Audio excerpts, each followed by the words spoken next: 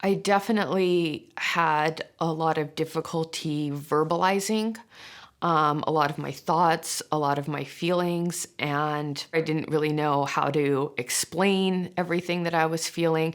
And so a lot of it came out as anger. And so I've never viewed myself as a sort of angry person or having a short temper or any of that, but I definitely feel that that did develop. And I feel like everything did sort of magnify that it wasn't just, okay, I'm going to be upset for this short period. It's like this one thing will set me off for an entire week.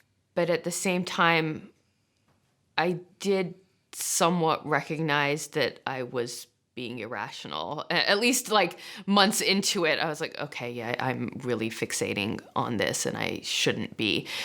I just don't know how to stop. I sent a lot of really angry unsubscribe notices to emails that I got when they started advertising, like, oh, we're doing Mother's Day sales. I'm unsubscribing because I don't have a mother and this is insulting to me, type of thing, But um,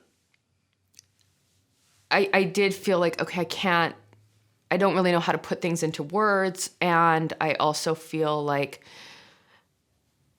people don't want to hear some of the anger and the complaints, especially, if because it's negative and you don't want to focus on the negative aspects of things.